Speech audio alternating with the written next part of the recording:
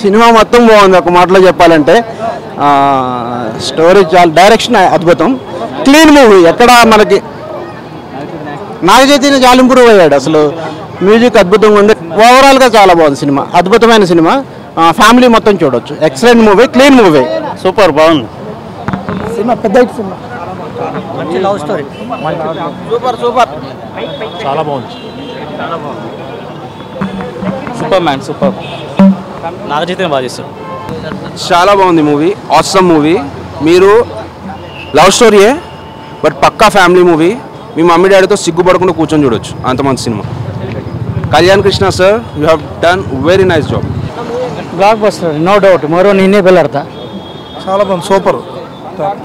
భ్రమరాంబకి hit వచ్చింది. Super ఉందన్న, family entertainer. చాలా బాగుంది.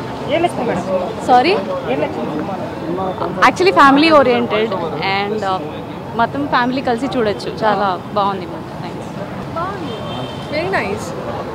It will go on. Nice, బాగుంది. బాగుందండి.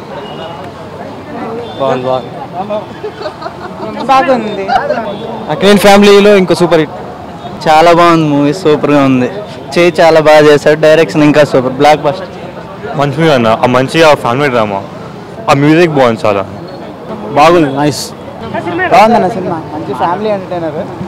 ఎస్పెషల్లీ రకుల్ ప్రీత్ క్యారెక్టర్ కానీ చాలా ట్రెడిషనల్ క్యారెక్టర్ అనమాట, చాలా బాగా చేసింది. అండ్ నాగ చైతన్య పర్ఫార్మెన్స్ కూడా చాలా బాగుంది.